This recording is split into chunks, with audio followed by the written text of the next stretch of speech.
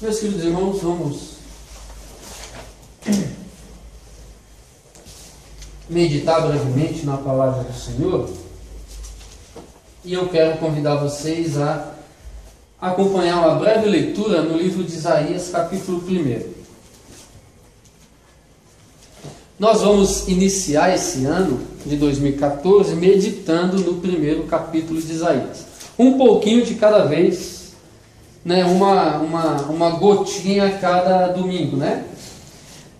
Primeiro, Isaías, capítulo 1, nós vamos ler apenas 2 versículos, o 1 e o 2. Diz assim a palavra do Senhor: visão que Isaías, filho de Amós, teve a respeito de Judá e Jerusalém, nos dias de Uzias, Jotão, Acás e Ezequias, reis de Judá. Ouvi, ó céu, e dá ouvidos, ó terra, porque o Senhor falou.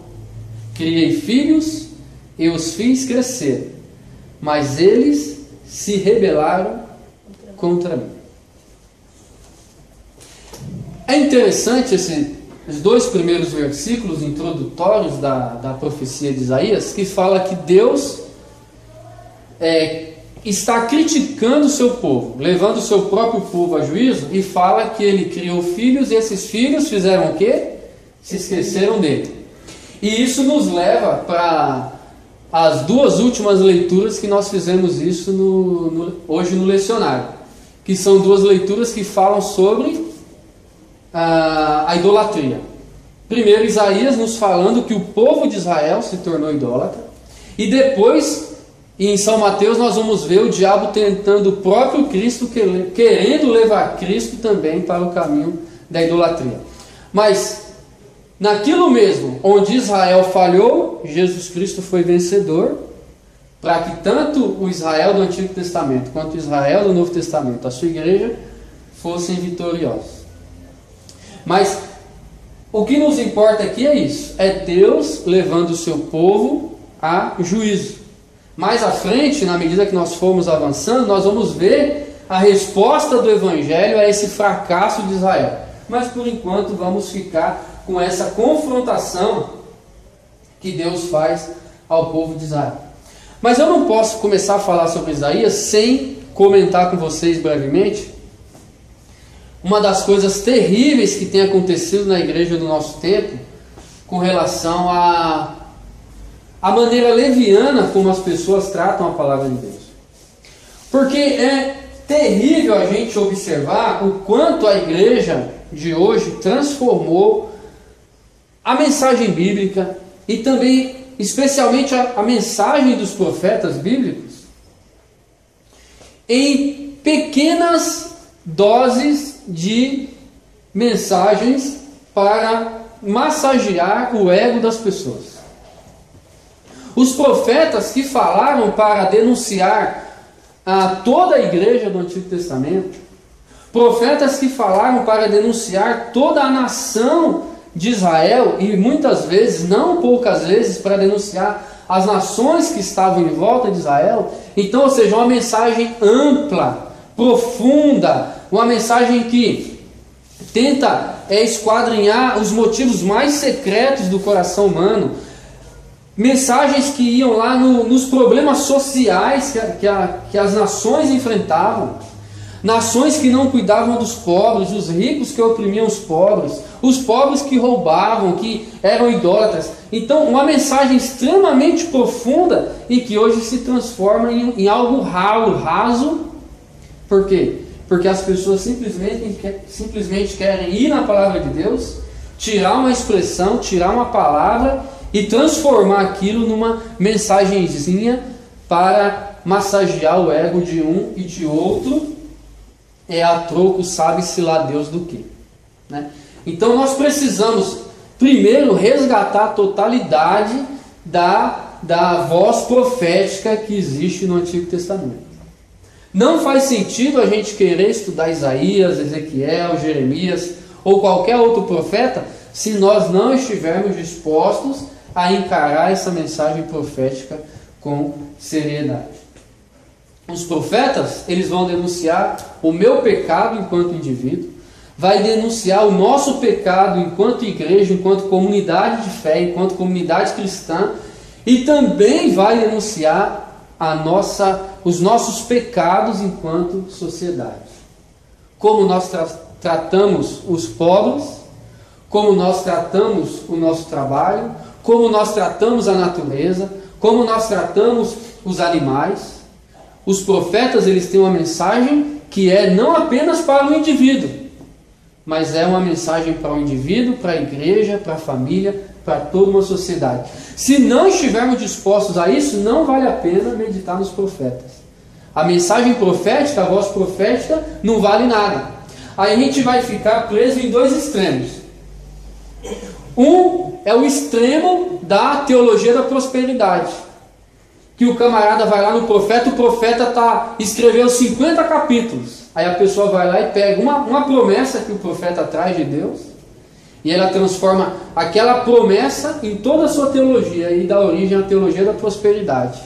Não tem cobrança, não tem chamado ao arrependimento, não tem compromisso, não tem nada, só tem a promessa de Deus. E aí o camarada coloca regras que Deus nem colocou, que é dar o dízimo, dar oferta, investir aqui, investir ali, para que você planta 10 e colhe 100, planta 100 e colhe 1000. O camarada transformou aquilo numa teologia da prosperidade.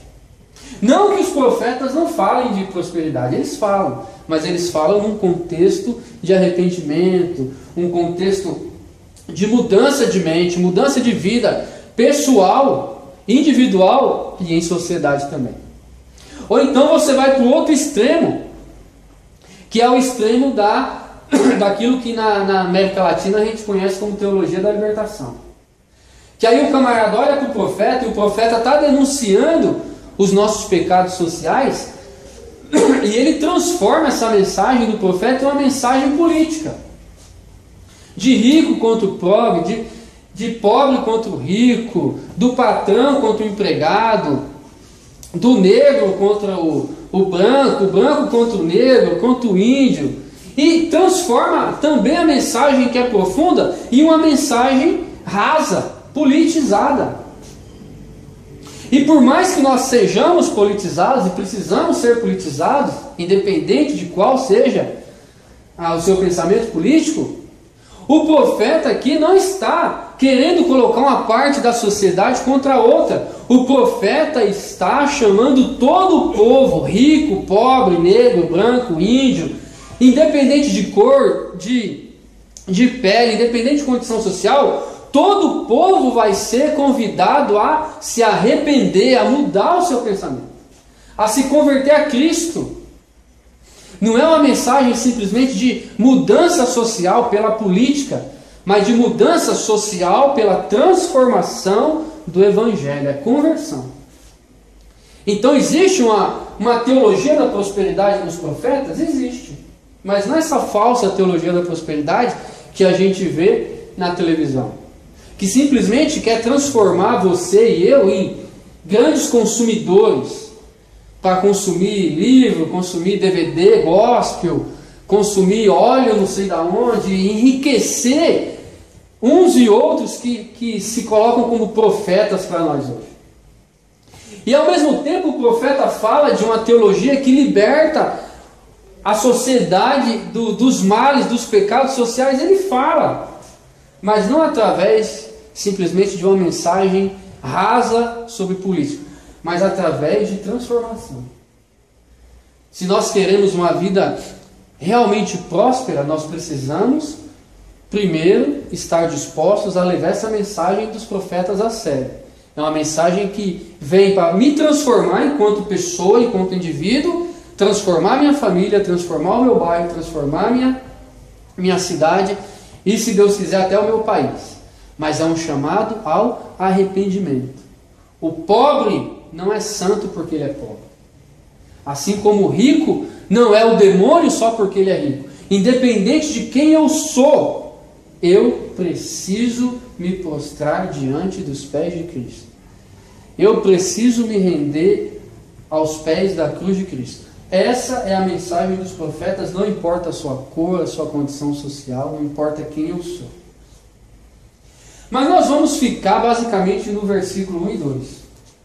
E eu quero destacar alguns detalhes desse texto para os irmãos, desses dois versículos. Primeiro, a gente observa nessa introdução, nessa breve introdução que nós selecionamos do livro de Isaías, que é Deus quem fala ao seu povo. Olha o que diz o versículo 2: ouve, ó céus, e dá ouvidos, tu, ó terra, porque o Senhor tem falado. Você já deve ter lido ou escutado algumas teorias a respeito da palavra de Deus e a respeito dos profetas, inclusive Isaías. Algumas pessoas elas vão negar que Isaías e os demais profetas eles falavam profeticamente. Eles vão dizer que simplesmente eram homens que tiveram um sexto sentido, no máximo. Eles tiveram uma percepção maior que as pessoas do seu tempo para denunciar os pecados individuais, os pecados religiosos e os pecados sociais que aquele povo enfrentava. Então não é que Deus falou, não é que era a palavra de Deus, mas aquele camarada era profundamente religioso e ele teve ali uma percepção maior do que as pessoas à sua volta. Então, basicamente é a palavra do homem. Um homem esperto, um homem inteligente, mas é a palavra de um homem. Ou então, pior do que isso, era palavras de um homem que queria condicionar as pessoas a alguma vontade econômica ou política que ela tinha. A gente vê isso em vários livros sobre teologia. Eles falam, é a palavra de um homem, estava condicionado aos interesses de alguma escola sacerdotal. A gente vê muito isso. Mas não é isso o que a própria palavra nos diz. A palavra diz que a palavra do profeta era o Senhor falando. Porque o Senhor tem falado. Ou seja, não importa se os ouvintes de Isaías acreditariam nele ou não. Não importa se os intelectuais de Israel ou de Judá, eles iam passar 5, 10, 15 anos debatendo entre si as características literárias de Isaías, como a gente faz hoje. A gente às vezes entra para o seminário e fica lá 4 anos estudando as características literárias do livro de Isaías. Não importava nada disso naquela época. Não importa se o camarada achava que Isaías escrevia bem, se o hebraico de Isaías era bom, se o hebraico de Isaías era de 10 anos antes ou de 10 anos depois de quando ele escreveu o texto. Nada disso importava. Importava que era a palavra do Senhor. E se aqueles intelectuais, ou o pobre, o carpinteiro lá, seja lá quem fosse, que escutava aquela profecia, acreditava ou não na profecia de Isaías, aquela profecia continuaria sendo palavra do Senhor e certamente seria cumprida como Deus estava dizendo que seria.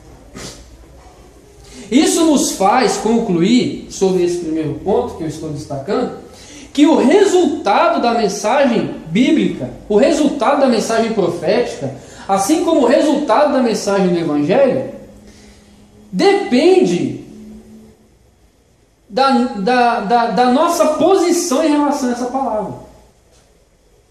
Que ela vai se cumprir não depende de nós, mas como ela vai se cumprir vai depender da nossa resposta a essa palavra. Porque se eu creio ou não no Evangelho, o Evangelho vai acontecer do mesmo jeito. Se eu acredito ou não no céu e no inferno, o céu e o inferno vão chegar para mim. Ou o céu e o inferno, um dos dois vão chegar para mim. Não importa se eu acredito neles ou não. Mas se vai chegar o céu ou se vai chegar o inferno para mim, aí depende da minha resposta. E eu aqui não estou entrando em questões de livre-arbítrio, em questões teológicas. Estou usando simplesmente a linguagem bíblica. Se eu respondo positivamente à mensagem profética, eu serei alcançado pelo quê? Pelas mesmas promessas que essa mensagem profética traz para mim. Se eu respondo negativamente à mensagem profética, se eu respondo negativamente à mensagem do Evangelho, eu vou ser alcançado por quem? Pelas maldições que essa mesma mensagem profética traz para mim.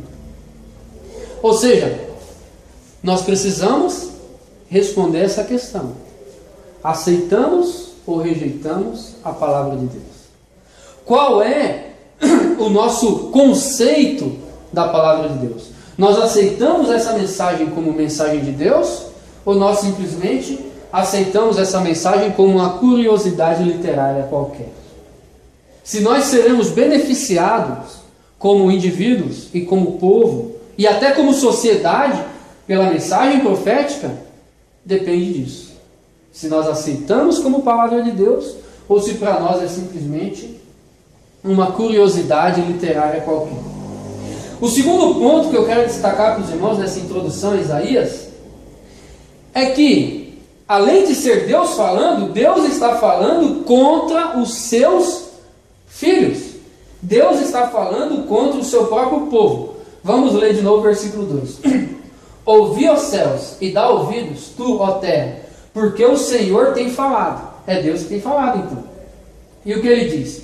Criei filhos e os engrandeci, mas eles se rebelaram contra mim. E você pode ler todo o versículo, o capítulo 1, até pelo menos lá até o versículo 31, e você vai ver que, de certa forma, é como se Isaías estivesse apresentando Deus levando o seu povo a julgamento.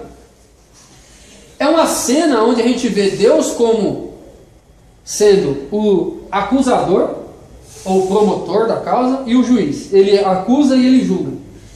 E olha que interessante: a natureza, ó céus, e as nações pagãs, ó terra, são testemunhas contra o povo de Deus, que no caso aqui é tanto Israel quanto Judá.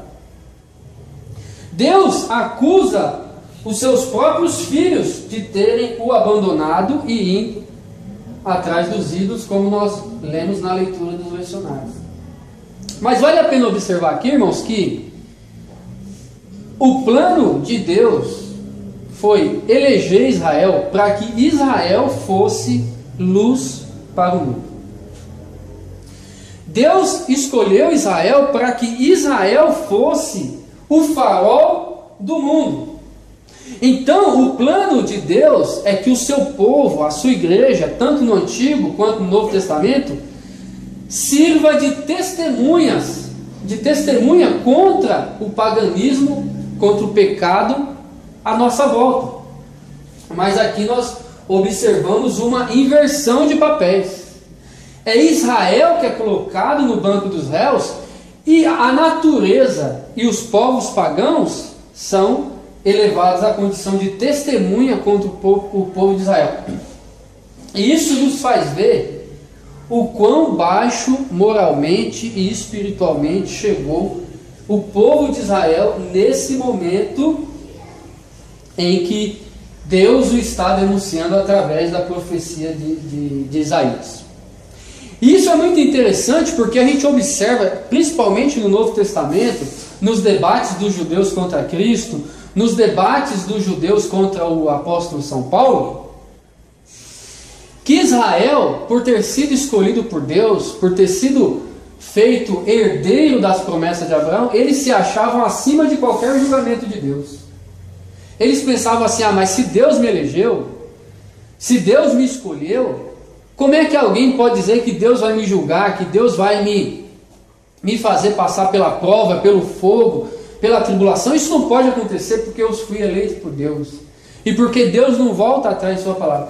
E de fato Deus não volta atrás da sua palavra, ele não volta atrás. Tanto que o pacto que Deus fez com Abraão permanece válido até hoje. Mas esse mesmo Deus que é fiel às suas promessas, ele julga o mundo. E o Novo Testamento vai dizer que o julgamento começa onde? Começa na casa de Deus. Começa justamente pelo povo de Deus. Antes de julgar o mundo, Deus julga o seu próprio povo. E o julgamento de Deus é terrível. A gente vai acompanhar a história de Israel no Antigo Testamento. Esse julgamento de Deus, ele não mudou do Antigo Testamento para o Novo Testamento. Se nós formos uma igreja fiel ao pacto, as bênçãos do pacto nos acompanham. se nós formos infiéis ao pacto, as maldições do pacto também nos acompanham. E hoje eu vejo, e a gente percebe claramente, facilmente, o quanto o mundo tem se voltado contra a igreja e quão difícil tem sido para a igreja manter o seu ministério. Parece que a perseguição se avizinha à igreja. Parece que cada dia mais a sociedade está se deixando vencer pelo paganismo da nossa geração. E a gente fica tentando achar culpado. A gente acha culpado no governo, a gente acha culpado nos professores. Nós achamos culpados nos ateus, nos gnósticos, nos incrédulos. Mas nós temos nos esquecido de olhar para nós mesmos. Porque se o juízo de Deus vem contra a igreja, o maior responsável por isso é o próprio povo de Deus. Se o juízo de Deus se abate contra o povo de Deus, o povo de Deus é o principal responsável por esse juízo de Deus. Nós certamente poderemos encontrar em nós mesmos as principais causas para a nossa apostasia e infidelidade ao Senhor. Por que a igreja hoje está sendo dominada pelo liberalismo? Porque a própria igreja abriu as portas para o liberalismo. Por que nós, como anglicanos, por exemplo, somos abatidos, não abatidos, mas somos guerreados por todos os lados pelo liberalismo, pelo anglo-catolicismo, pelo misticismo e um monte de coisa? Porque nós, em primeiro lugar, abrimos nossas portas para isso. Então não adianta só olhar para fora tentando achar culpados lá fora, porque a culpa está em nós. E se nós queremos a cura, nós precisamos primeiro do remédio para nós mesmos. Então essa é a mensagem para o nosso coração hoje. Primeiro, nós aceitamos a autoridade da palavra de Deus. Nós aceitamos que nossa vida precisa estar pautada pela Bíblia, que é a palavra de Deus. Qual é o nosso conceito sobre a palavra de Deus? Em segundo lugar, reconhecemos nossos pecados e confessamos que nossos próprios pecados, o meu pecado, tem conduzido ao estado de dificuldade, de perseguição que a igreja enfrenta hoje. Assim como Isaías falou para o povo de Israel, Deus fala para nós hoje que os céus e a terra, as nações, os povos, são todos testemunhas contra nós nesse momento da história. E o que a história vai dizer sobre nós daqui a 100 anos? Que nós fomos uma igreja fiel ao Evangelho, fiel à palavra de Deus? Ou será que nós seremos lembrados como uma geração de trevas e de apostasia? Como nós seremos lembrados na história daqui 100 anos, depende da nossa resposta ao pacto hoje. E a minha oração é que Deus, pelo seu Espírito, Ele nos mova a cada dia para que nós aceitemos a palavra do Senhor como ela é, autoritativa como ela é, e que Ele mova o nosso coração em profundo arrependimento e numa sincera e real conversão em nome de Jesus Cristo. Amém?